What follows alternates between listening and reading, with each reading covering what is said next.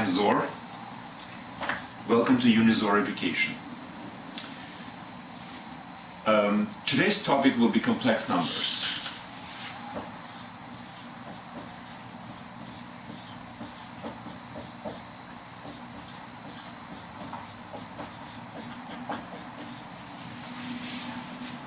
This is a continuation of our saga about numbers. We started from natural numbers, added negative ones, then added fractions to get the rational, then real numbers came to story, and right now we are still expanding our universe of numbers, but this is, by the way, the last expansion. This is the frontier behind which we do not really go at all. So how would that saga about numbers unraveled? If you remember, first we were dealing with natural numbers only, like 1, 2, 3. And then we added negative numbers. Well, actually first we added 0 and then negative numbers to make it a group, something which is a beautiful, harmonious, and closed in itself set of objects which we can operate upon. So the operation of addition among integer numbers is completely closed. Any two numbers can be added together and you can get another integer number, and for every number there is a reverse number which will give 0 if added together. What it actually means that any equation which is related to addition, something like a plus x equals b, where a, x, and b are any integer numbers, it always has a solution.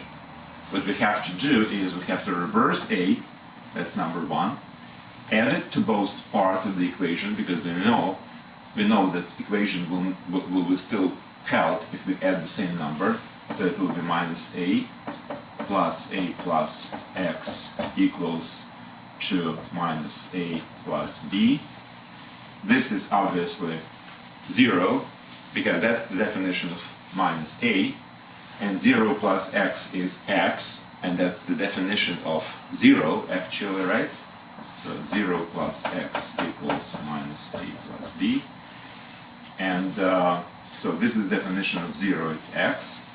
Using commutative law of addition, we can say that this is b plus minus a. And then we basically defined the operation of subtraction. To subtract b from a actually means adding a reverse to a. So this is, by definition of subtraction, b minus a. So this is always true for any integer number. So this equation always has a solution.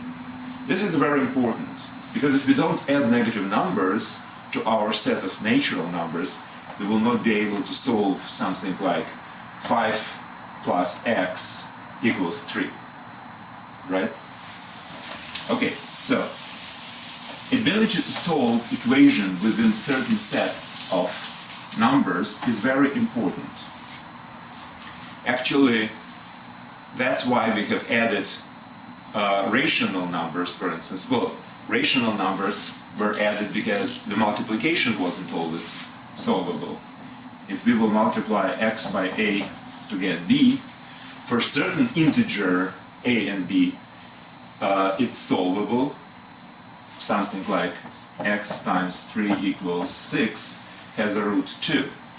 But for others, it's not solvable in the set of integer numbers. So we had to introduce rational numbers, and x would be 5 over 3, a new number, rational numbers, to make this equation possible. So I would like to continue this theme of ability to solve equation as the necessity to add new numbers. So the next step was, if you remember, square root of 2. We did not have a rational number which was a square root of 2, which means we cannot have a rational number p over q which being squared gives us 2. there is no such thing as a rational number p over q, where p and q are integers. So that's why we have introduced a brand new rational number square root of 2 and many others. Now, there are still certain equations within the area, within the set of real numbers, which cannot be solved. And the primary one of them is that there is no such thing as a square root of a negative number. Why? Well, obviously, because if there is a rational number a, then being squared, it should be equal to -1, but we know that any rational number, positive or negative, if squared, will always give positive number. So this is not solvable in among the real numbers. Same thing as always. What mathematicians do in this case, they invent new numbers. Okay, fine. So this is our definition of a new number. Traditionally, it's denoted as a lowercase I. It stands for imaginary. As an opposition to real numbers, now we have imaginary numbers. So I is an imaginary number, and the definition is exactly what we could not do before. This is a number being squared gives -1. Or, if you wish, which is the same thing, is square root of -1. That's the same thing. Now, we have introduced a new number, and now we can solve the equation x squared equals -1. We know that the solution is x equals I, because we have defined it this way. There's nothing to it. We didn't solve this, basically. We just defined. This is a number which gives the solution of this equation. All right, fine. How about the rest of the things? And what can we do with this number? Well, if you remember, any good set of numbers is supposed to satisfy certain rules, axioms, whatever. Now, for instance, addition has two very, very important rules. First is commutative, and another is associative. Or, which is the same thing,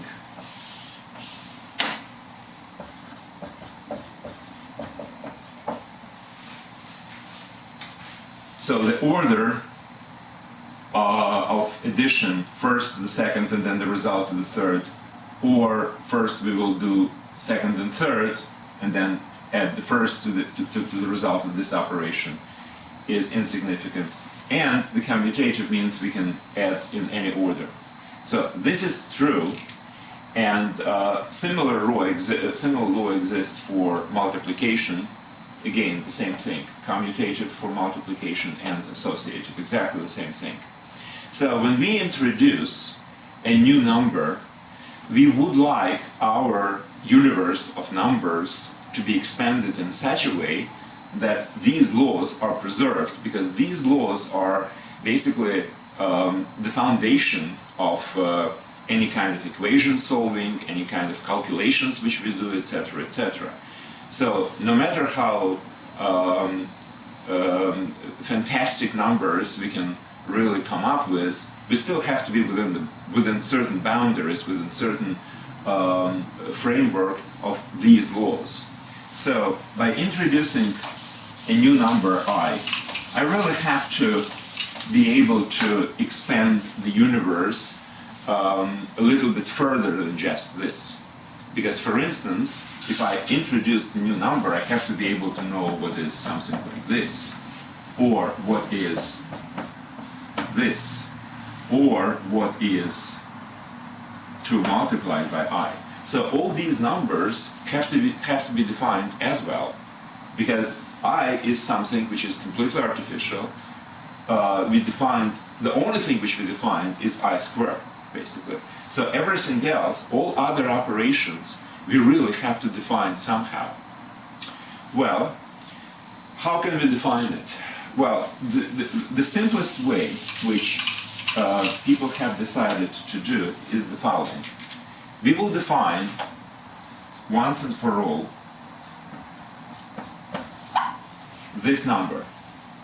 So multiply I by any number and the result add any number, where A and B are real numbers. So these are real. So for any two A and B, for any two pairs of real numbers, we will define this operation. Well, how can we define it? Well, easily. If this is a number, then it should satisfy certain laws. So basically what I'm saying is, this is a new number, and these are the laws which I have to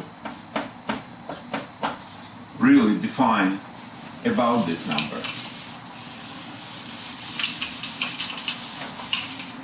I have to be able to add two such numbers to get the number of the same set. I don't know how to multiply, how to add, or how to add these two together. I don't know that at all. All I'm saying is, I'm just defining this new number. How? By basically defining how it operates on a similar number, and this is how.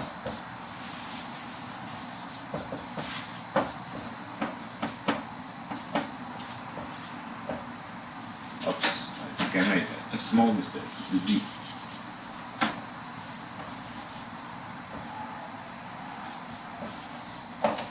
So, if I have two numbers of that complex form, by the way, this is the general form of complex number, I have to define an operation of addition using just exactly this. So, to add two complex numbers where we have an imaginary part and the real part, I have to use the coefficient 1 and coefficient another. Oh, again, I made another mistake, I'm sorry. This is C. I add together imaginary parts and add together real parts. Okay, so imaginary to imaginary, A to C, and B to D. Okay, so I know how to add two real numbers. So basically for a general representation of any complex number, which is this, using this axiom, I know how to add them together. Now, why these actually are good definitions? Because since addition is commutative and associative among real numbers, let's see if it will be held for a complex number. Well, very easily. Let's say commutative. A times I plus B. One complex number. C times I plus D is equal to, as I said, A plus C I plus B plus D. Now, let's do it in reverse. CI plus D and AI plus B. I just reversed the sequence. Well, according to definition of addition among the complex numbers, it should be C plus A, right? Times I, and D plus B. Imaginary to imaginary, real to real. Now, but we know that A plus C and C plus A are equal to each other because among real numbers, A and C are real numbers. All these coefficients are real numbers. It's only I which is imaginary. So among real numbers, commutative law is held. Same thing here. So basically these are equal. Since these are equal, we have exactly the same numbers as a result of this addition. Now, let's go to multiplication. We will do exactly the same thing. We will define an operation on two different complex numbers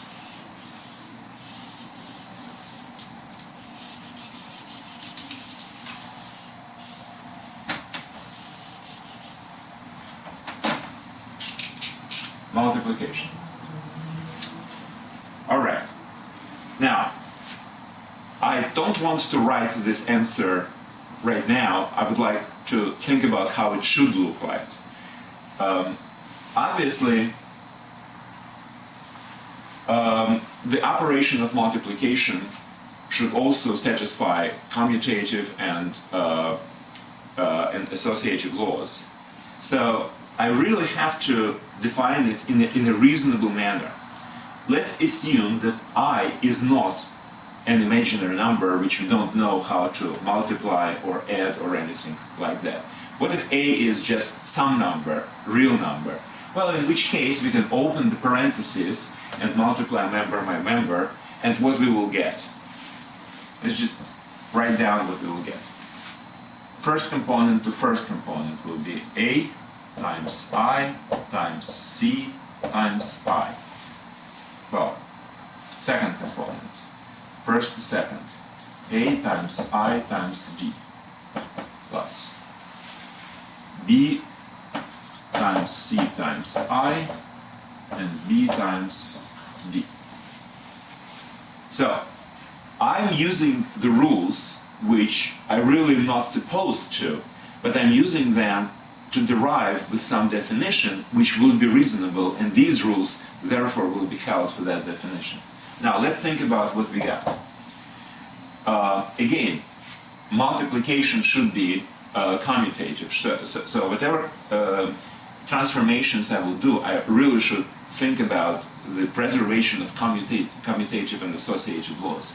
So this can be multiplied in different order, and I will have A times C times I squared. Now, this can be, again, change the order, AD times I, and I can be factored out, and I will have AG plus BC times I. And then BD remains the same. What is it equal? Now you remember that I squared was defined as minus 1. That's the definition of I. I is the square root of minus 1, so I squared is minus 1. So this thing becomes minus AC plus the same thing.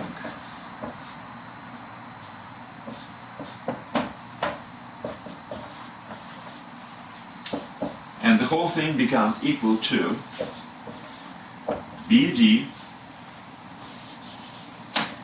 minus AC plus AG plus BCI. Okay, now what I do, I wipe out this and say that by definition this is equal to this. So it's AD plus BCI BD minus AC. So this is a definition of multiplication. If I define it this way, then, as we will make sure, and it definitely will be true, all the different laws about multiplication will be preserved. Just as an illustration, let's do, for instance, let's check that it's a commutative. Well, very easy. Let's do CI plus D multiply by AI plus B. Using this, we have to basically substitute C for I and D for B and reverse. So it will be C, B plus D, A, right? Substituted A for C and D for B, B for D and C for A. Same thing here. B will be changed to D, D will be changed to B, C, A. Now, but these two expressions are exactly the same, right? It's just different order, but among real numbers, this is exactly equal, because BC is equal to CB, because multiplication is commutative, and then addition is also commutative. So these are the same, and these are the same, because of the same reason. So we have come up with exactly the same number using just this definition. I have not done any calculations. I'm just using this as a definition of the multiplication among two complex numbers. So there is a very interesting circumstance here which I would like you to pay attention to. This is a multiplication, operation of multiplication. This dot and this plus and this dot and this plus are really not, because we don't know how to multiply I by A, or how to add IA to B. This is not defined yet. All I'm saying is that this is generalized notation for a complex number. So probably, what probably would be even mathematically more strict, I would say, is to say this is just a conditional expression for some operation which will look like addition among real numbers. And this also will be some kind of a sign, if you wish, which actually will mean exactly the same thing as multiplication. And let me explain why. So, being equipped with these definitions of multiplication and addition, we can actually say that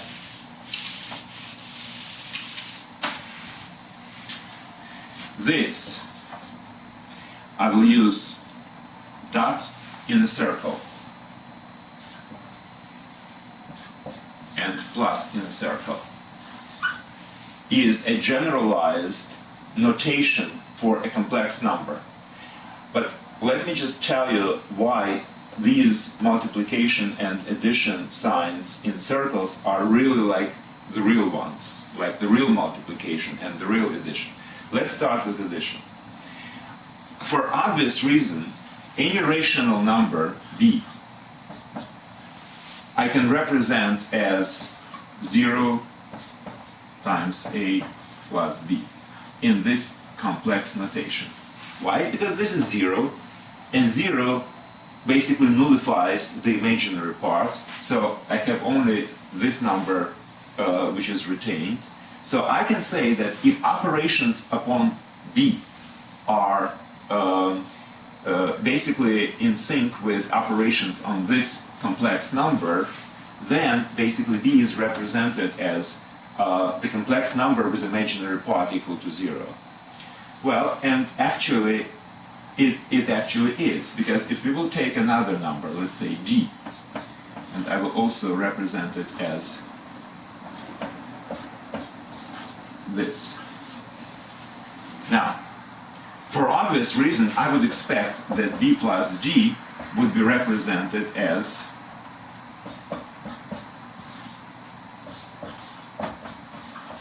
this. This is a real addition. But let's check whether it's true or false. Remember how our complex numbers were defined as far as operation of addition. You remember that if I have this,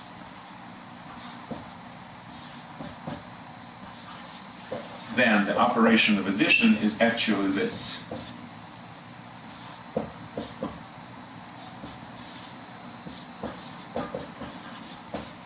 Using this definition, we can say that a and c are 0 in this case, so a plus c will be 0 as well. So as we see, this general representation of a real number as 0 dot in a circle, which is kind of a pseudo multiplication, 0 pseudo multiplied by I plus pseudo plus b. Now this representation is really held for any real number, and the laws of addition, let's say, exactly result in the same thing. A sum of two real numbers will be, according to this rule, will be again a complex number with 0 pseudo multiplied by I. And the real part will be still b plus d. So using this notation, my real numbers are preserved with all their laws, commutative, associative, so we can basically do any kind of a calculation which we used to do with real numbers by themselves. We can do these calculations using their complex representation. Now, how purely complex number, let's say I, should be represented in the generalized notation?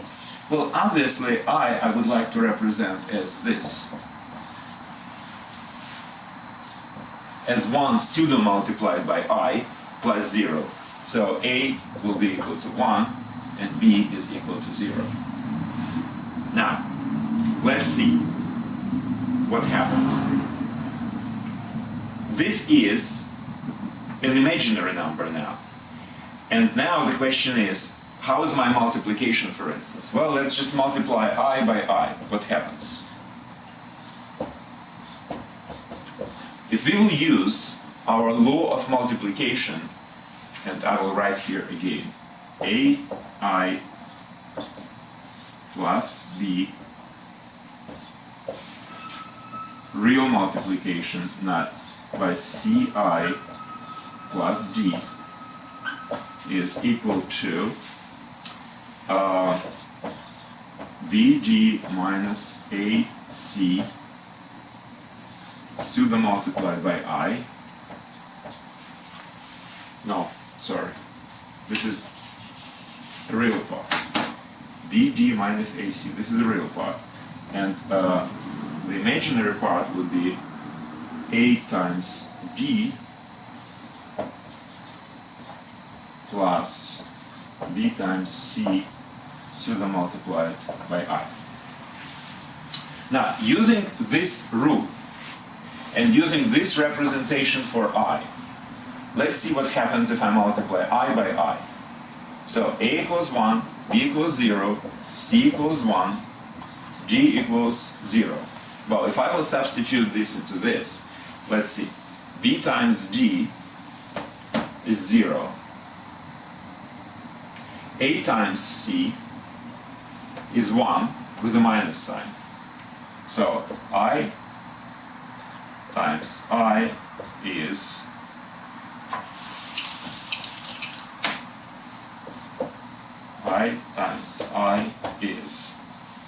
minus 1. That's AC. Now, AD is 0. B times C is also 0. So we have 0,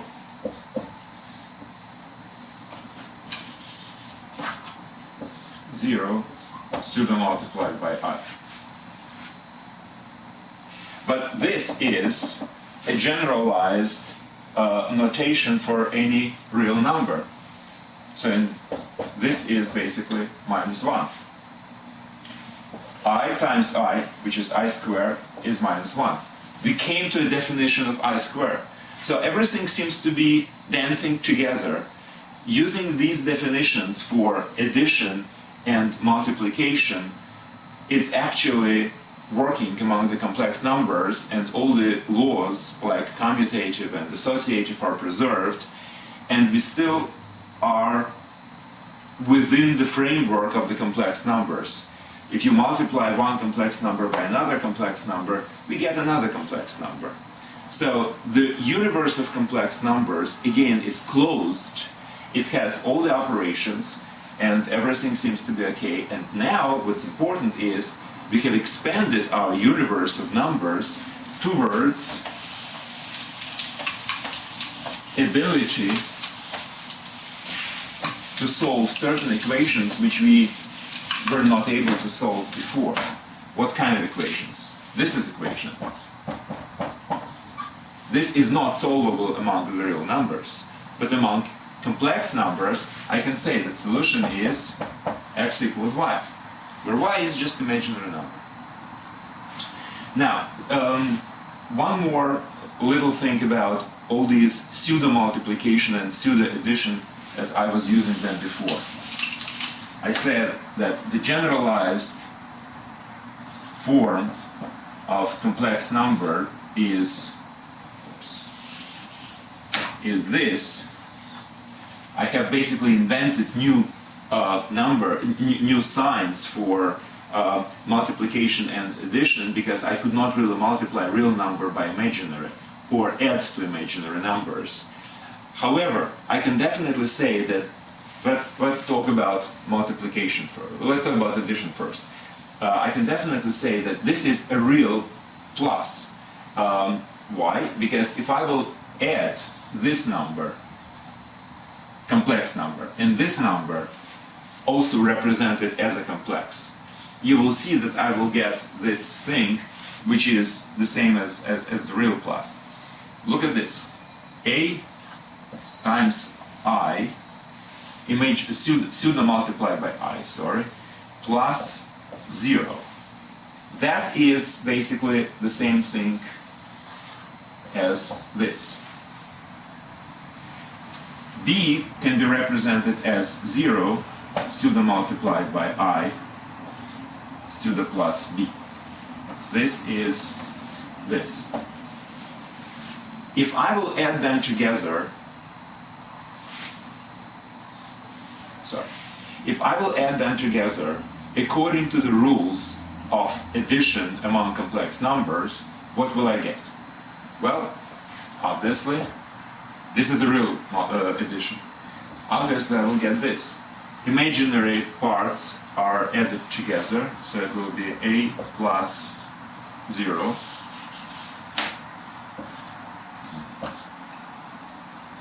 pseudo multiplied by I, and real parts are added together, which is, now this is a real plus and this is a real plus, so I can use my real numbers arithmetic. So this is A times I plus B. Well, we come basically to exactly the same thing, right? So by really adding these two numbers together, really adding them together, I shouldn't really use circle here. So plus is a real addition which we have defined for complex numbers. We basically come up with the same result, which means that if we use this notation or we use this notation,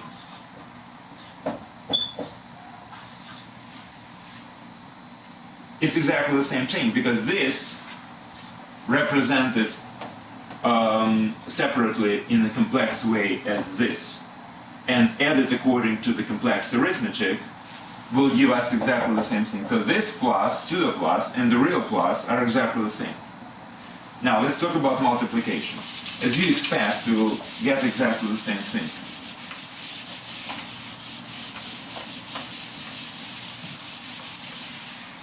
So the result of multiplication, what I'm saying is that multiplication among the complex numbers is exactly equivalent to pseudo multiplication, which we used for this type of thing. Let's think about what this actually is. This is a number, complex number, which can be actually expressed as 0, plus 0, pseudo plus 0, right? So I would like to prove that this is a real multiplication. How can I prove it? Very easily. If I started with this number, let me do it differently. Let me start with number A and number I, and really multiply them together according to the rules of complex arithmetic. So I is actually, in the complex form, would be 0 pseudo multiplied by I plus A, and I is 1 pseudo multiplied by Y plus 0, right? Now if I will multiply them together, well, if you remember, I should probably put that formula again. Let's use x I plus y pseudo plus multiply u I plus v. So according to the definition, it will be imaginary part would be y times u plus x times v pseudo multiplied by I, and the real part would be yv minus xu. Okay? Now, using this formula, so this is x, this is y, this is u, and this is v. Y times u, it's a times 1, so it's a. X plus v, x times v, that's 0. Pseudo multiplied by I. Sorry, this is the definition, so I should use the pseudo signs here. Pseudo plus y times v is 0. X times u is 0. So basically 0. Which is, as you see, is what we have started with. So really multiplying a times I in their full complex representation, we got exactly the same number which we used before. So the real multiplication, so a times a pseudo multiplied by I is basically the same thing as if you really multiply a by I in the, using the complex arithmetic. So both plus and minus in their circular representation actually mean exactly the same thing as without the circle, and I can use basically the same sign as before and say that my generalized complex form is this, where a and b are real, and I is this, I squared is equal to minus 1. Well, that's the introduction to complex numbers, and what was the reason to invent these numbers? Well, the reason was, the most important reason was that we cannot solve this equation among the real numbers. And we wanted to.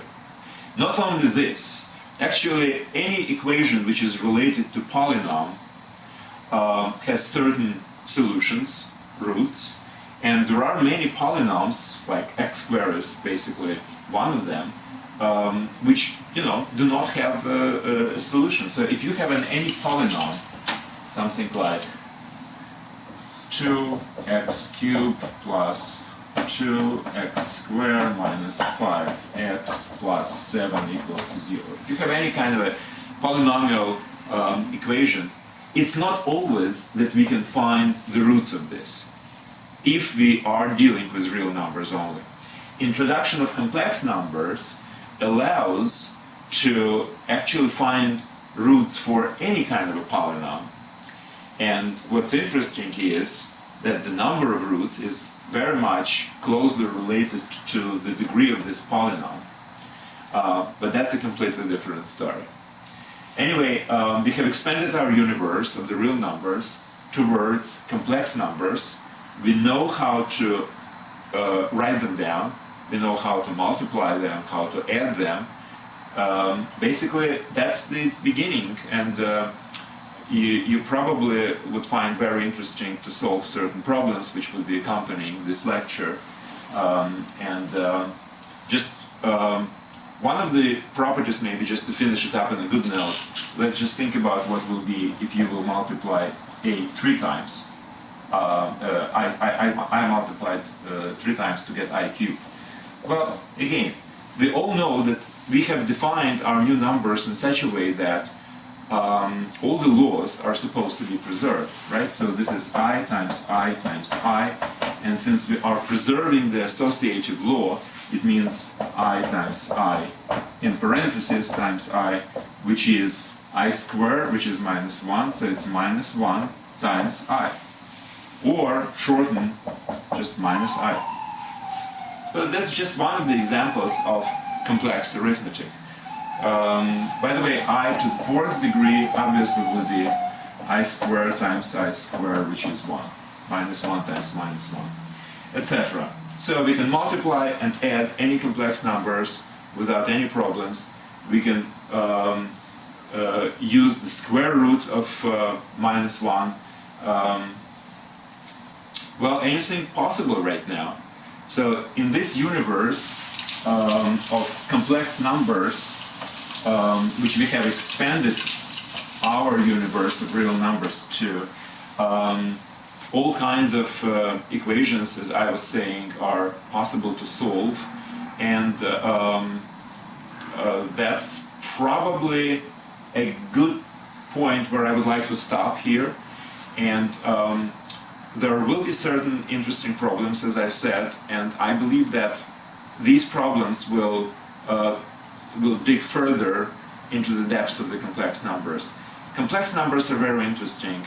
In some way, they are much more, I would say, harmonious even than the real numbers. There are many operations which are not possible among the real numbers, which mathematicians like to have. And complex numbers really expand the universe towards it. The last note which I would like to make about complex numbers is their geometrical representation. If you remember, we can always have a straight line, put 0 somewhere, have some kind of a scale, say this is the length 1, and using that scale we can basically place integer numbers, and in between all rational and irrational numbers, etc. So all the real numbers are represented on the straight line. How complex numbers can be geometrically represented? Well, the way how people usually do it is the following. Let's have 2 perpendicular lines. One will be for real part of which is b, of the complex number, and another will be for imaginary part. So this is b, and this is a, and this point on the plane now. So we have come up from the line where only real numbers are represented to the plane where complex numbers are represented. And now every point on the plane is represented by certain coordinates. Down to real axis, you will have the real part, which is b, and to the left or to the right, projection on the vertical axis will give you the imaginary part. So you can say that this point, or this vector, if you wish, represents the complex number. And what's interesting is, and this is related to vector algebra, you can actually prove that addition of complex numbers and additions of vectors are exactly the same. And this geometrical representation is really much deeper than just placing a dot on the plane. But this is again a completely different story. We will go into vector algebra in some other lecture. Thank you very much. That's it for today.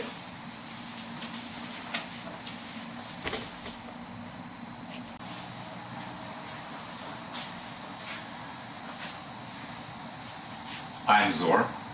Welcome to Unizor Education. Today's topic will be a continuation of complex numbers.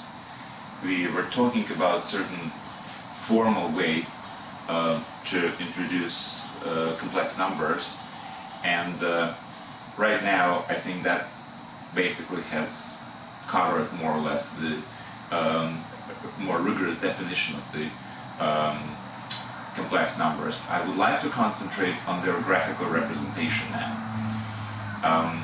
We all know that real numbers can be graphically represented on a straight line with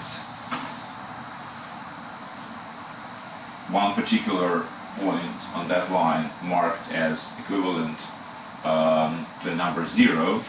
Then there is a positive direction on the line, and with a certain segment of a unit length, we can just put all these marks 1, 2, 3, -1, -2, etc. to represent integer numbers. Then we can divide each into certain fractions to represent fractions and rational numbers, and fill it up in between with irrational numbers to complete the whole line of representation of real numbers. Now let's talk about complex numbers and how they can be represented. Well, complex number, generally speaking, is basically a combination of two real numbers and the imaginary number I, square of which is -1. And that's the general representation, and right now I will not use the formal representation with the curly brackets around these operations, because these are actually true operations within the set of complex numbers, where A as a complex number by itself is actually formally represented as, actually this is also curly,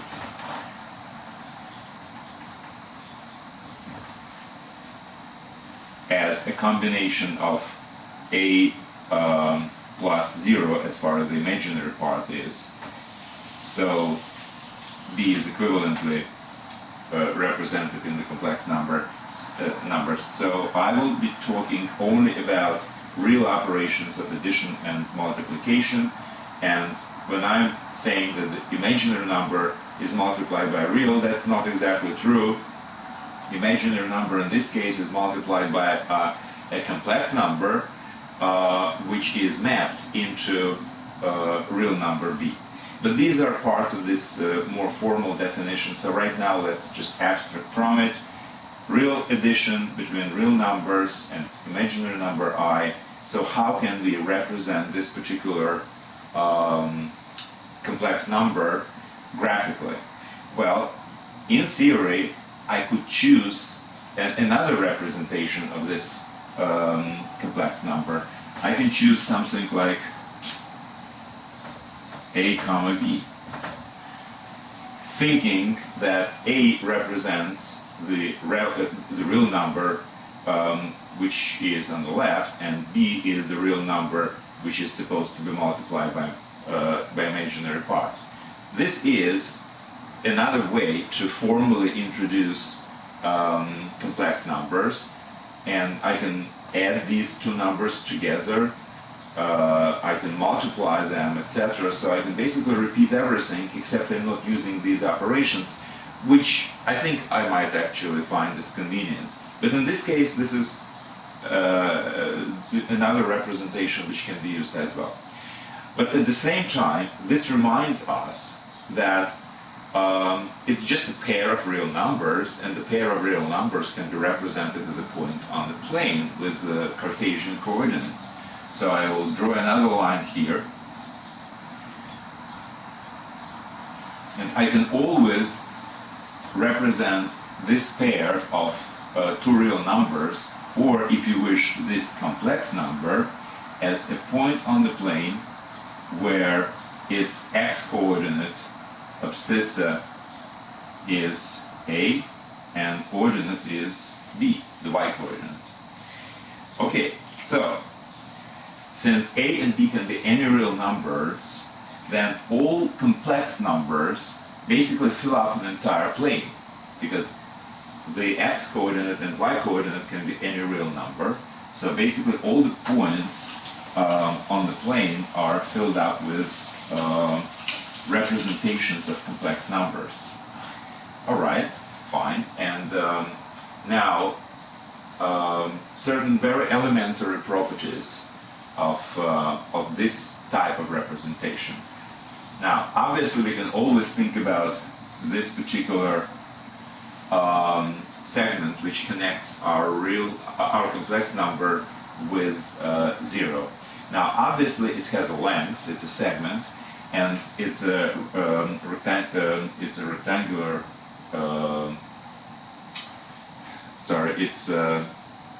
a triangle. It's a triangle with a straight angle. So basically, the Pythagorean theorem can help us. Now, this is A and this is B. So basically, this length, let's call it C. This C is obviously square root of A squared plus B squared. That's one thing which we can say about our complex number. So its representation is on a distance of this distance from 0. But at the same time, let me make another couple of observations in this particular case. What if I would like to know the distance between two different points on the plane that represent complex numbers? Well, obviously we can use something like this theorem, Pythagorean theorem, and what's interesting about this is that for any complex number like this, we can always talk about something which is called its modulo. Now, the modulo in this case, by definition, is exactly this, square root of A squared plus B squared. Now, what's interesting is that this modulo, which can be defined purely algebraically, is actually the same as in the graphical representation of complex numbers, is really a distance from 0 to our number. Now, very similar thing can be observed if I would take a distance between two different points. For instance, what's the difference between this and this? Now, geometrically, this is B, right?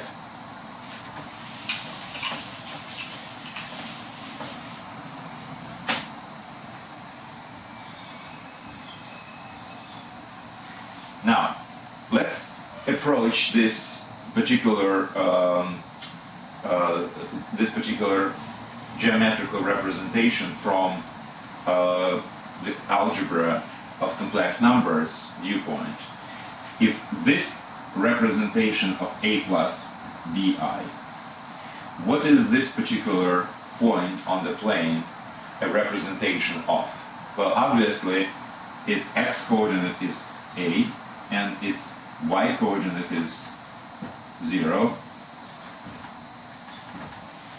right? So, we have this point, which is represented here, and we have this point, which is represented here. We know that the distance between these 2 points, geometrical distance, is actually B. But let's see what happens if I will use algebra of complex numbers. First, I will just subtract. From this number, I will subtract this number. What happens? From A plus bi, I subtract A plus 0i. What happens? Well, as you remember, real parts are subtracted and A minus A gives 0, and imaginary parts are also subtracted separately. B minus, this will be bi.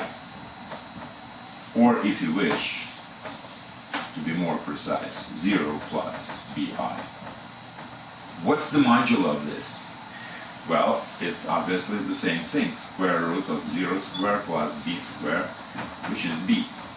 If b is a positive number. Let's say b is a positive and a is a positive. Exactly like on this particular picture. So as you see, modulo represents the same number in this case. Modulo of the difference between these two numbers represents the same as geometrical distance between these 2 points. Generally speaking, this is a situation which is exactly the same for any 2 points. So modula in algebraic representation of complex numbers plays exactly the same role as the distance in their geometrical and their graphical representation. So if you will take another point, let's say here, and call it c plus di, now what happens? Well, if you would like to know this distance, what you would probably do is you will build this triangle with a right angle, this. Now this is c, and this is d, right? Since this is c plus de, the projection onto the x-axis is c, and on the y-axis is d. So what is the length of this? Well, again, we will use the Pythagorean theorem, and this segment is the difference between b and d. This segment is the difference between c and a, c and a. So we have c minus a square plus d minus b square root. But again, this distance, which is equal to this number, can be obtained by just different, by calculating the difference between these 2 complex numbers. So if you will do a plus bi minus c plus di, now what's the difference will be? Well, obviously it's a minus c as a real part, b minus d as a imaginary part. So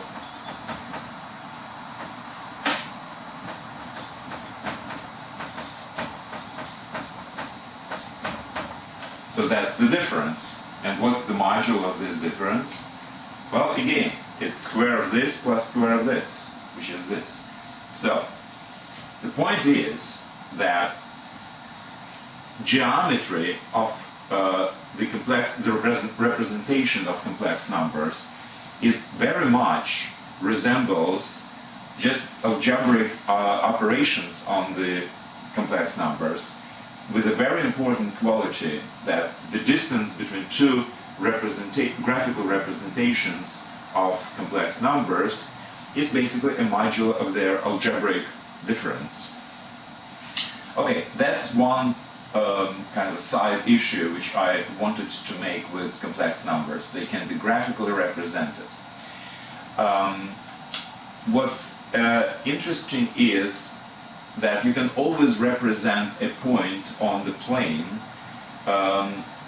using some other system of coordinates, not necessarily Cartesian coordinates, but you can also use polar coordinates, and every point can be represented by the distance from the zero, from the origin of coordinates, and this angle.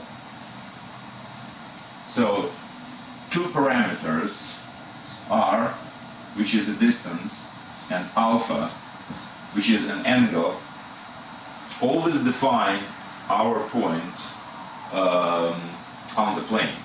So I can always say that my complex numbers can be represented on the plane using this Cartesian coordinate system, where a and b represent their correspondingly real and mnemonic and imaginary part. At the same time, I can say it can be represented by a pair of distance to the zero and the angle from x-axis, which I have to lift that particular segment to get to my point. Now, if represented in this way, for those who know some basic trigonometry, it's obviously that a coordinate of this thing is equal to r times cosine of alpha, if alpha is this angle, right? So this is A, this is R, and this is B. And B is correspondingly R times sine of alpha. Now, if you compare this with our algebraic representation of the number a plus bi, what we can always say that this representation can be obtained the following way. So what is the difference between these two, what is the length between these 2 points? So r. R is actually a modular, right? So we can always have it as modular a squared plus b squared multiplied by a divided by this square root plus b divided by this square root I. That's the same thing, right? I just multiplied by the modular and divided by modular. Now this is r. So if a is equal to r times cosine alpha, then this a divided by this square root of a squared plus b squared is the cosine of alpha, and correspondingly b divided by the same thing, this is the sine of alpha. So that's how many different aspects, geometry, trigonometry, and algebra are brought together in the same kind of very harmonious way, because one complements another, and no matter from which side you're approaching this problem, you actually get more or less the same thing. So it proves that you are on the right way, basically. If you can prove the theorem, for instance, in 3 different ways, you're absolutely sure that you have proved it correctly. So this is 3 different ways to approach the representation of complex numbers. Trigonometrical way, Cartesian coordinate way, and algebraic way, and all lead to the same thing. Well, that was just a small extra for graphical representation of complex numbers. There will be a couple of problems as well, which I would definitely recommend you to solve. Thank you. That's it for today.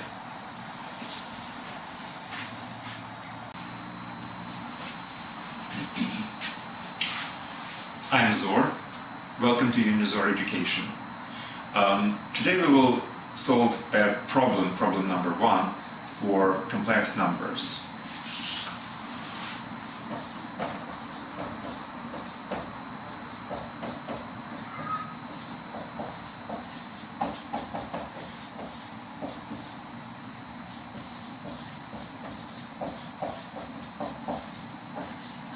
Problem 1. Very easy.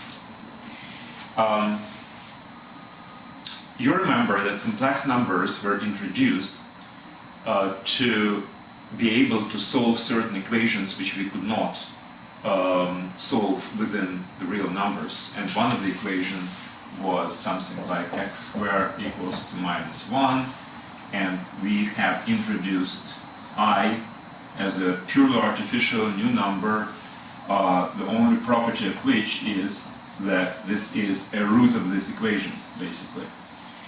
And now, with generalized complex numbers, which are expressed as a times I plus b, we can say that where a and b are real numbers, Now, this represents a much broader universe of numbers. Actually, the broadest mathematicians are dealing with nowadays. Maybe they will invent something else. But right now, these are the numbers, the broadest universe of numbers we're dealing with. So the question is, can we do anything we want with these numbers? Can we solve any equation or do some operation which we know about within the set of these numbers? Well, here is an exercise or problem, if you wish. For instance, we know what square root of -1 now is. This is I among the complex numbers. So my problem is, what is a square root of I? Well, I said everything is possible, so this is also supposed to be some kind of rational number which has its own imaginary and real part. We have to know these coefficients A and B. So this is supposed to be something of this type. And the only property which we want is that this being squared is equal to I. So basically, if you wish, this is an equation. Alright, so that's the problem. Find A and B, which would satisfy this particular equation, which means that you will know how to extract the square root of I. Now press pause button, think about this problem, and I will continue with the solution.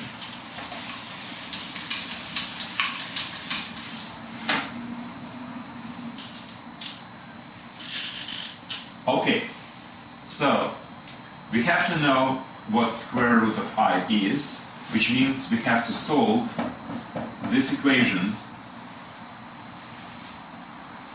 How can it be solved? Well, very easily. Since AI plus B squared is equal to I, first of all, let's write down what this actually is. This is the multiplication, obviously. AI plus B times AI plus B.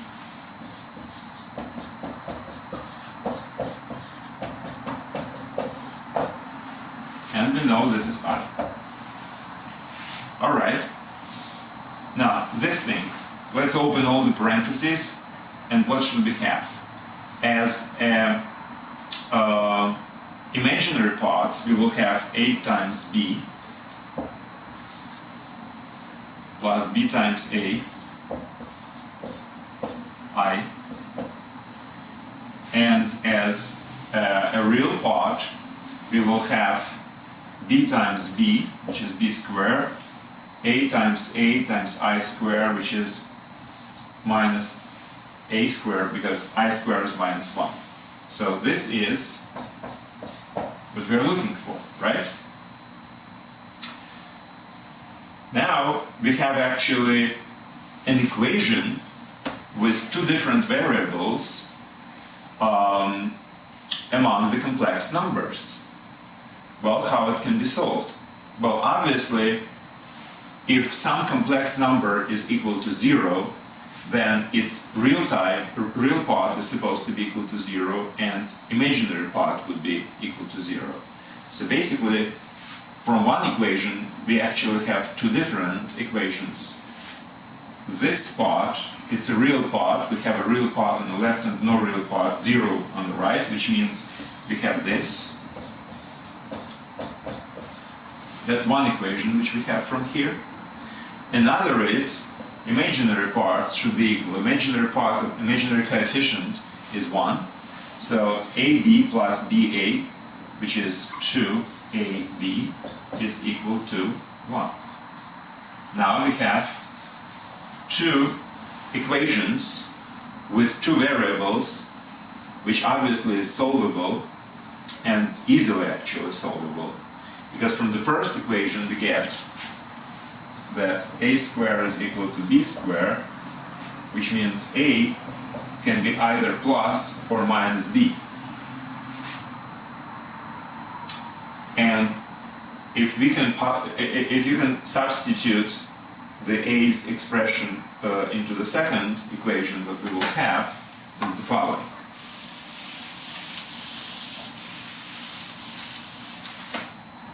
If we will substitute a equals b, then it will be 2b squared equals 1,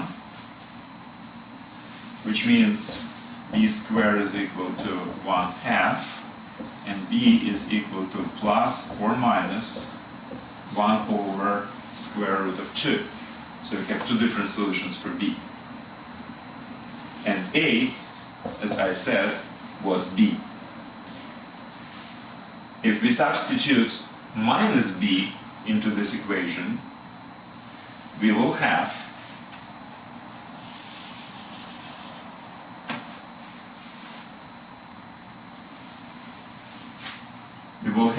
minus 2b squared equals to 1.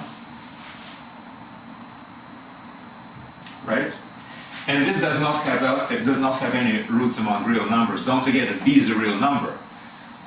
So there is no such thing as a real number, which we have to go. Actually, we invented the imaginary numbers to be able to solve these equations, because from here you get this, and obviously this has no solutions. All right, so basically the only solution we have is a equals to b is equal to either plus or minus 1 over square root of 2, which means that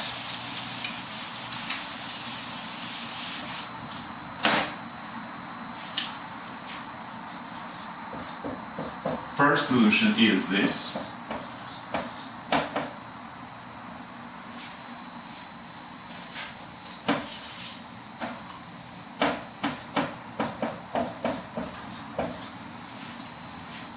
And another solution is this.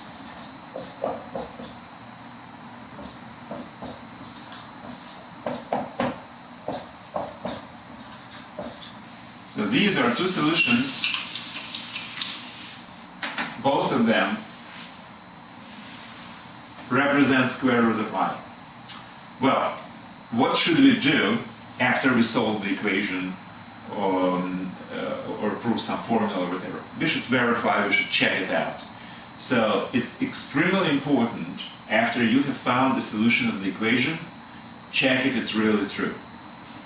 Well, we have to check that I is equal to a times I plus b squared. That's what we have to check. All right, let's do it for this case, for instance. 1 over square root of 2i plus 1 over square root of 2 squared will be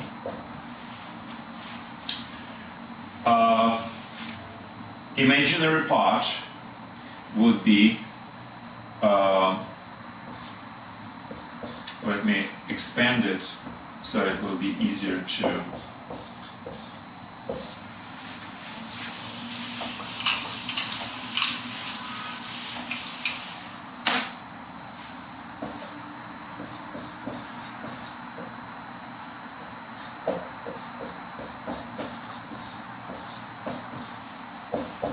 okay, imaginary part.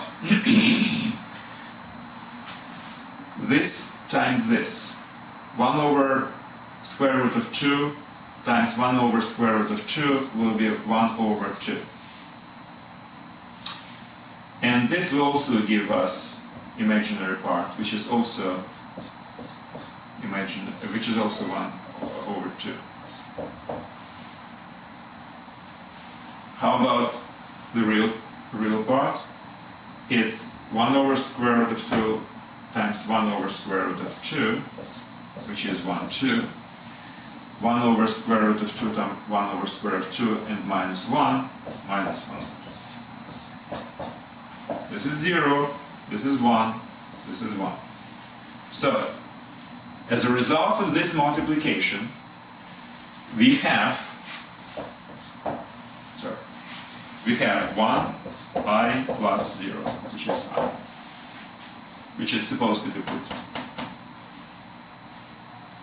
Now, if I will use the second solution, which is negative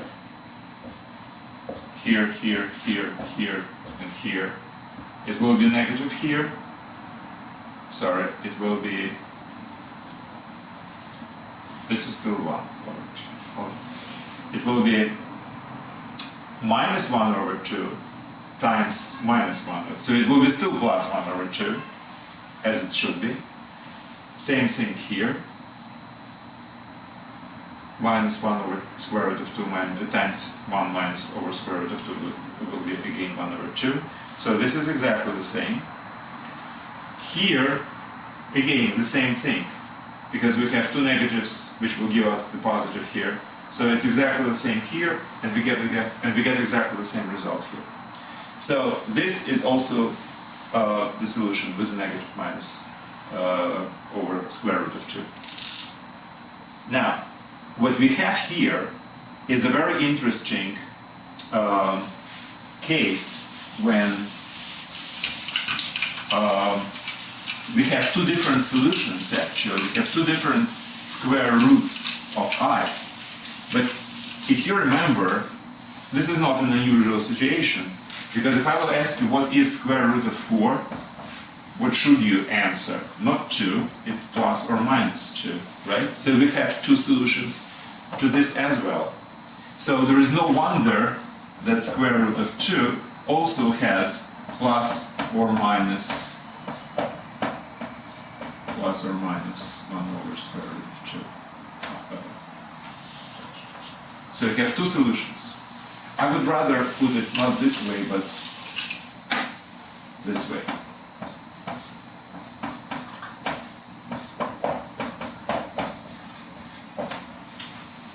That would be better. So as you see, square root of something always has two different solutions in this case, which is obvious. That's how it's supposed to be, right? Okay, that's it for this particular problem. If you want to continue, you can do the root of the third degree or fourth degree root or whatever from I, just as an exercise, and you will see different answers, and you will see different numbers of solutions. Something like fourth degree root of I probably should have 4 different solutions. Well, try to find all of them. That's it for this task. Thank you very much.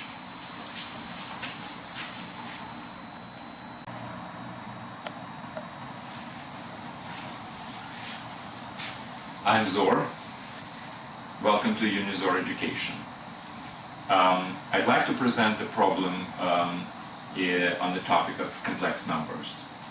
It will be problem number 2, actually. Here it is. It's related to graphical geometrical representation of complex numbers on the plane. So let's consider you have a unit circle and a complex number on it, a plus bi, and it's on the unit circle. It means that a squared plus b squared is equal to 1. This is a squared, this is a, and this is b. So a squared plus b squared is equal to 1. So that's what it means that it's on the unit circle. Now, let's assume I'm considering a square of this number. The problem which I would like to present is the following: that the square of this number is also on the unit circle, and these two angles are exactly the same. So basically, to square the number which has a representation sitting on the unit circle, you just have to basically use the same angle which it has with an x-axis and just double it, basically. So the angle between this radius and the x circle is exactly double from the angle between this radius and the x circle. So this point is a plus bi squared. So that's the problem. Two parts again. One part is that the square belongs to the same unit circle. Second part is that the angle doubles. All right. Let's prove the first part. That's easy. Since the distance between two different points which represent complex numbers is basically a modular of their difference. Well, this is 0, so it's a modulo of the number itself. Let's find what's the modulo of a plus bi. Obviously, we will use the fact that a squared plus b squared is equal to 1. So, what's the modulo of a plus bi? A plus bi squared. We need to know the modulo of this number. Well, let's just do the calculations.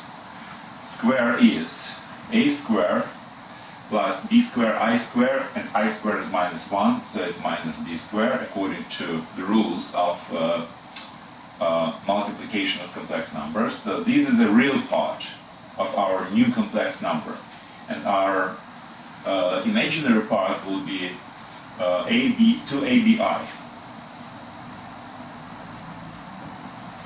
Okay, what's the modulo of this? Modulo is square of the real part plus square of the imaginary part, right? Well, this is not the modulo, this is actually a square of the modulo. So if I will prove that the square of the modulo is the same 1, that's the same as modulo is equal to 1. But now, what is this expression? Well, that's very easy. It's a to the fourth minus 2a squared b squared plus b to the fourth plus 4a squared b squared, which is equal to a to the fourth minus 2a squared b squared plus 4a squared b squared. So it's plus 2a squared b squared plus b to the fourth. And obviously you have recognized that this is a squared plus b squared squared, which is equal to 1 because a squared plus b squared is equal to 1. That's the condition, initial condition when we were using our initial point. So, proof that the square of our complex number which belongs to the unit circle also belongs to the unit circle. That's easy. Okay, that's the first part.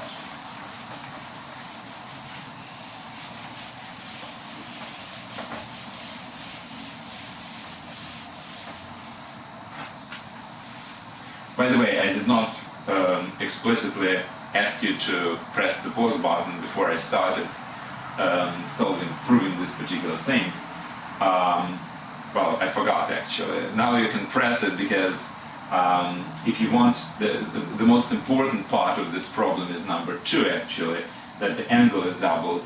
So before I start this continuation of this problem, solving this problem, those of you who would like to try their own, and I do suggest you do that, press the pause button and think about this yourself. But I will continue now with proving the second part of this problem, that the angle doubles when I'm squaring a complex number. This is a little bit more involved, but anyway, here it goes. I hope you did press the pause button. Okay. Let's consider these two segments. This, by the way, is 1 because it's a unit circle. This is also 1. Now, obviously, since we are on the unit circle, so all these radii are exactly the same and equal to 1. If I will prove that this segment has the same length as this segment, that would prove that my angles are the same. So the total angle from x-axis to my new squared complex number is doubled. So the only thing which I would like to prove is that this distance is equal to this distance. Now, as you remember, the distance between 2 points on the plane can be actually solved using algebraic methods of complex numbers. That's the beauty of it. So I will use the complex number which represents this point, and this point. I'll take their complex numbers difference, and the lengths of the corresponding segments will be a modulo of differences. Alright, so the only thing which I have to do is basically just do a bunch of tedious calculations, and I do have to tell that this is a little bit lengthy and tedious. It's simple, it's just plain multiplication and addition and subtraction of numbers, but well, you've got to do it, and that would prove our problem, our theorem. Alright, so first of all, let me express this a plus bi square as a more traditional complex number, which basically I was using before. It's a square minus b square. That's the real part, and complex and imaginary part is this. That's exactly what I was using to prove that this segment is equal to 1. I just took the modulo of this, and it turned out to be a square plus b square squared, which is 1. Okay, so this is traditional notation for this particular point. Now, this point, we already have this notation, a plus bi. How about this point? Well, this point obviously is real part is 1, imaginary part is 0. That's what we have for this point. So, the distance from this to this should be equal to distance from this to this, using a squared plus b squared is equal to 1 as a condition. Well, let's just put all these 4 conditions again on the board, so I will have some free space. So a squared plus b squared is equal to 1.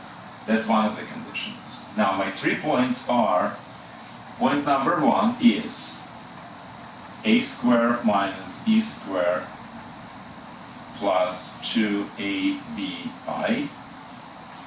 My second point is a plus bi.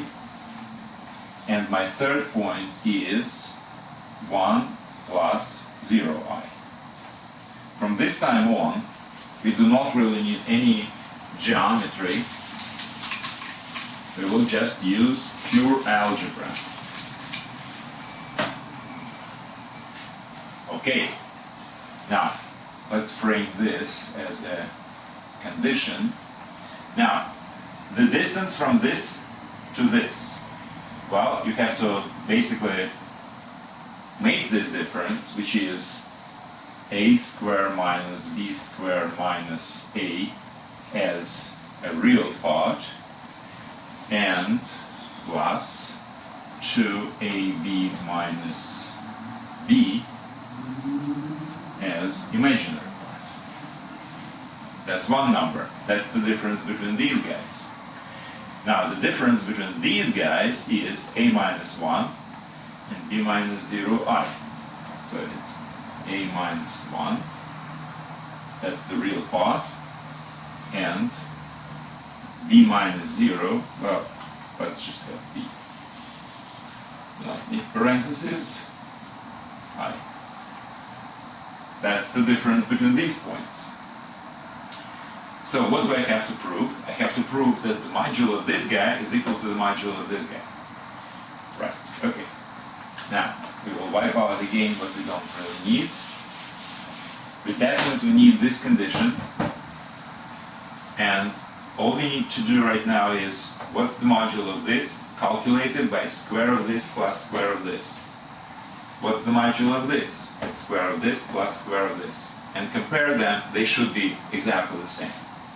Alright. So, this is my A, and this is my B. Two complex numbers. Modulo of A, I'll use two vertical bars just to signify the modulo, is equal to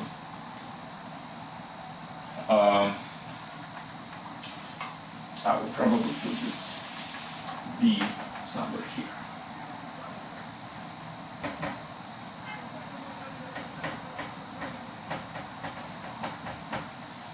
Okay. Modulo of A, square of this plus square of this.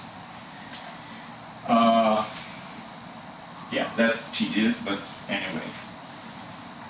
A square minus B square minus A times A square minus B square minus A. That's the square of this guy. Now, square of that is, well, I can do it right now. It's 4A square B square minus 4AB square plus B square. Square of this number, which is this, minus double this times this, which is this, and plus this. Okay, equal. Now we have to multiply these. Alright, let's first multiply A squared by each of those guys. We will have A to the fourth minus A squared B squared minus A cubed. Now, minus B squared times all these guys. Minus A squared B squared plus B4 and plus AB squared. Minus is AB squared. And the third one is minus A. So it's minus A cubed plus AB squared plus A squared. And we still have these three members. Plus 4A squared B squared minus 4AB squared plus B squared. Okay, that's my overall expression. Well, it's a little long, but, well, what can you do? Just to make things simpler, we can do the following. Look at this. A to the fourth plus 4A squared B squared plus B to the fourth. This obviously is A squared plus B squared squared. But A squared plus B squared is 1. So the combination of this, and this gives me 1, because it's a 1 square, which is 1. Again, A squared plus B squared squared is A to the fourth plus 4A squared B squared plus, well, actually, I'm sorry, that's not exactly true. That should include this as well.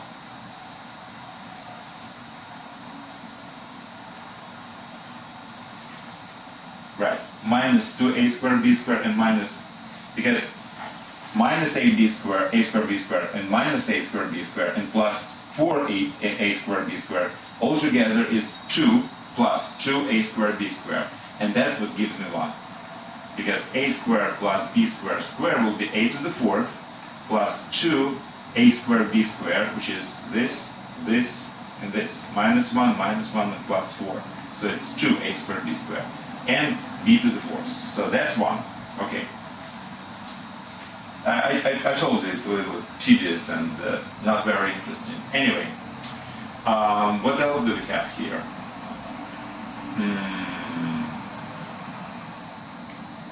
Okay.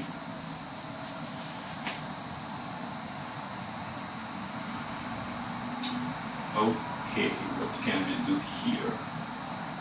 Alright, so minus a cube remains. There is nothing we can do about this. Now, ab squared, oh, there's another minus a cube. Okay, so we will put 2a cube here. 2a cube. So we covered this guy and this guy. Okay, great. Now, plus ab squared and minus 4ab squared. So it's minus 2ab squared. So we covered this, we covered this, and we covered this. What's remaining? A squared and b squared, which are together again equal to 1. So we have another 1. So instead of that, I will put 2 here. That's what we have, right? Now, this can be simplified even further. This is 2 minus 2a, and in parentheses, a squared plus b squared. Right? If I bring it outside of the parentheses, minus a cubed and minus 2ab squared, which is equal to, again, as we know, a squared plus b squared is 1, so it's 2 minus 2a. So you see, such a very big and complex in terms of complexity, not complex numbers. Such a big expression actually is simplified to relatively simple form. Okay, so that's my modular of the difference between square of the complex number and complex number itself, originally.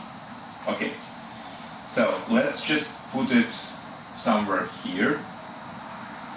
I don't need this.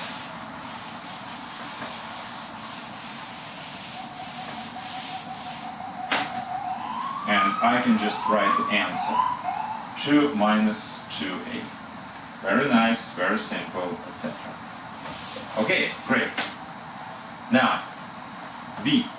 What's the modular of the difference between our original complex number and the point on the circle which lies on the x-axis?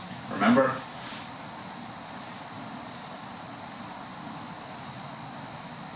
So this is a and this is b. So this is the length which I am trying to establish right now, which is modular of the number b, which is square of this plus square of this. A squared minus 2a plus 1 plus b squared equals, again, we all know that a squared plus b squared is 1, and another 1, so it's 2 minus 2a.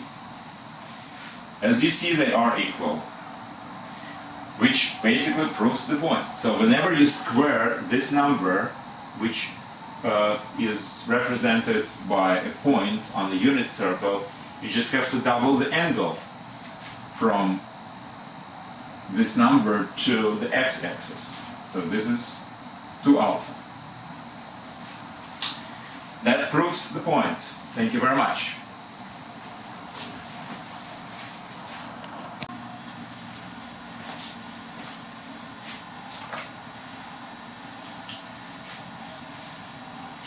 I'm Zor. Welcome to Unizor Education. I will solve the problem number 3 for complex numbers right now, and this is an equation which we would like to solve. First of all, let me just say up front that it's quite obvious that this equation cannot be solved in real numbers, because obviously it can be changed to x to the 4th, oops, sorry, x to the second plus 4x plus 4 plus 1 equal to 0, and this represents the full square, x plus 2 squared plus 1 equal to 0. So obviously this is a positive number, and it cannot be equal to 0 if you add 1. So we do need complex numbers to solve certain quadratic equations. But in this particular case, I will just use whatever simplification I just made to solve this equation quite easily. I don't need the formula, basically, to solve this equation, because I can immediately write from here that x plus 2 squared is equal to minus 1, from which we derive immediately that x plus 2 is equal to plus or minus I.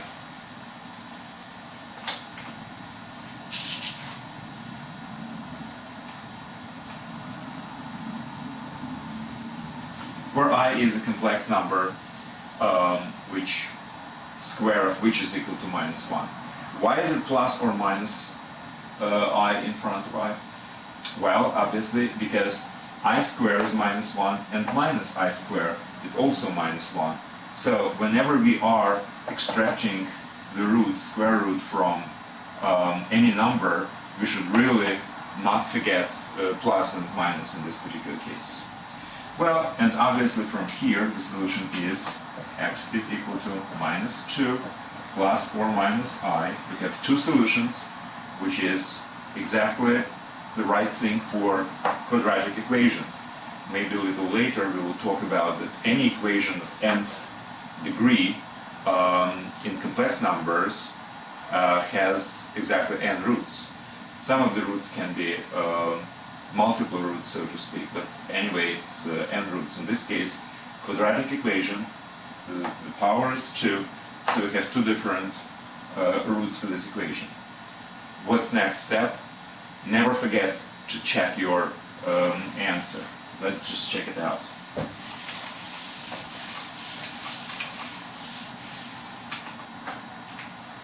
Okay, x is equal to minus 2 plus or minus I. All right, first of all, x squared minus 2 plus I squared. Let's check for plus first. Plus 4x plus 4 minus 2 plus I plus 5 equals minus 2 squared is 4 minus 4I plus I squared, right? Minus 8 plus 4I plus 5 equals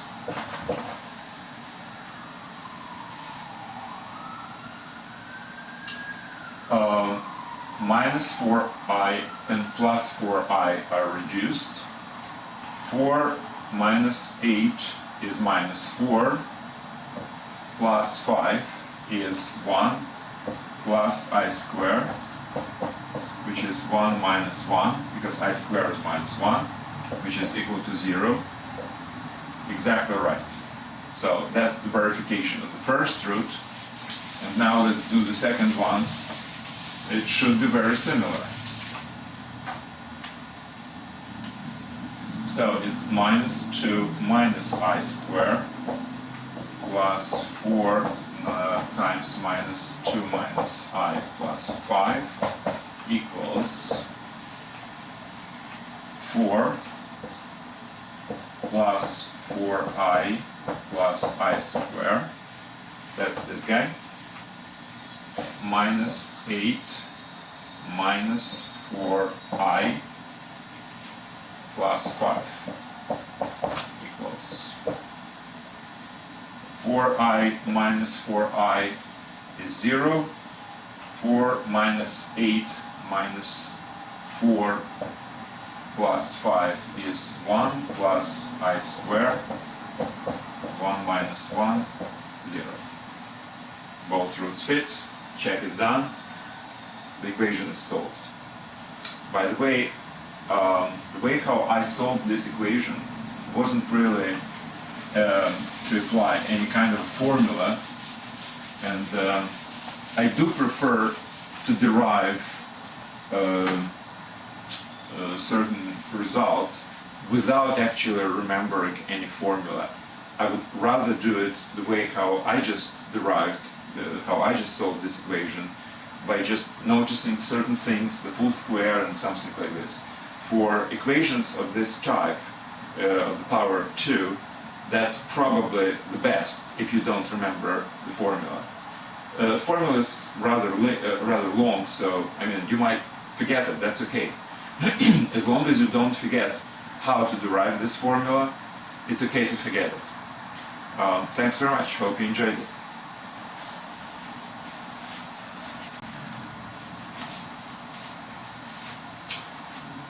I'm Zor. Welcome to Unizor Education. This is problem number 4 in the chapter of complex numbers. We will talk right now about solving a general quadratic equation in complex numbers.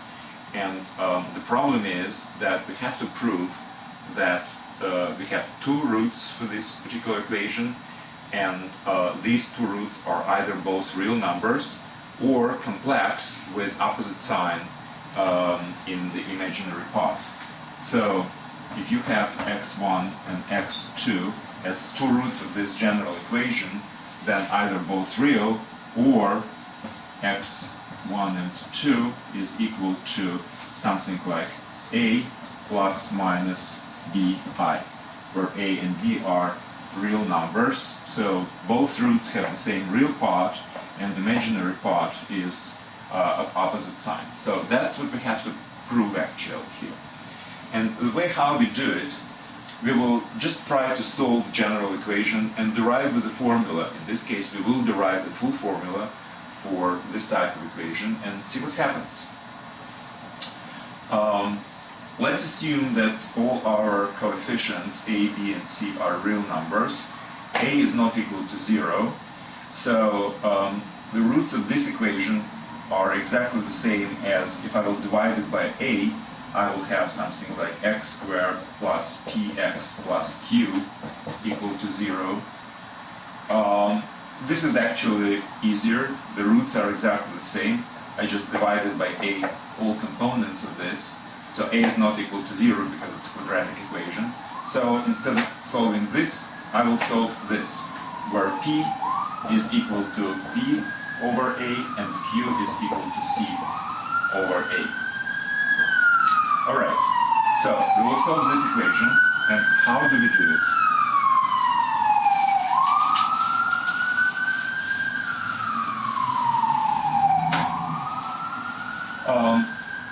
I really do not remember the formula. So how can I solve a quadratic equation? Well, most likely I will just try to solve something simple. For instance, if I have an equation of x squared equals to whatever, m, for instance, I know that the solutions are x equals plus or minus square root of m, right? A little more complicated case of this type, just you see this px, it's kind of makes the whole thing a little bit more complex, but I will try to reduce it to this type of equation of type y squared plus something like b equals to 0. So I will try to reduce this one to this one, and this I know how to solve. Now, how can I do it? Well, obviously, I need something for y to combine these two together, and that will be just one variable rather than kind of a polynomial expression. How can I do it? Very simply, you understand that if I will do x plus let's say, which letter should I choose? Let's say K, for instance, squared. What is this? This is x squared plus 2kx plus k squared, right? So I would like this to be this, and I would like this to be this. So what is my k? K is obviously p divided by 2. So what I will do is the following. I will use this to have it x squared plus 2 p over 2 x plus p squared divided by 4. And this will be my y squared. Now, to get back to this equation, so x is the same, p times 2 divided by 2 is the same, and only this member is actually not the same. So to bring it to the following, I have to subtract p squared over 4 and then add q, and that's equal to 0. So this particular equation is exactly the same as this one, but now this represents a full square, which I have just symbolically used y squared for this type of thing. So in this case, the equation is, I can use y, or I can use x plus p divided by 2. So y is, in this case, x plus p divided by 2. And that's why y squared will be x squared plus 2p divided by 2, x plus p squared over 4. So the equation actually becomes y squared minus p squared over 4 plus q is equal to 0, where y is this expression, and obviously the solution to this is y is equal to plus minus square root of p minus q, from which we actually derive the x. X is equal to minus p over 2 plus minus square root of p square over 4 minus q. So this represents a general solution to our equation. And considering our coefficients are all real, we basically see that if p squared over 4 minus q is positive, then both roots are real numbers, because the square root is a real number from the positive number. If, however, we have a negative number here, then the square root of this negative number is I with some kind of a real coefficient. For instance, square root of minus 4, for instance, is 2i. Right? So, basically, this represents, in this case, when this is negative, represents an imaginary part. So minus p divided by 2 is a real part, and plus or minus, you will have I with certain number, certain real number as a coefficient. So basically you can say that this is, this represents two complex numbers with imaginary part opposite signs. And that's exactly what this particular problem required. And incidentally, what we have actually done, we have derived the formula for this type of equation. Or if you wish, we can return back to original equation, and instead of p and q, we can use these expressions, which wouldn't really change much, but then it will be expressed in terms of a, b, and c, the same formula, which doesn't really change the fact that either when this is positive, both roots are real numbers, or if under the square root I have a negative number, then I have two complex numbers with imaginary parts having opposite signs. which is exactly what was required. Thank you very much.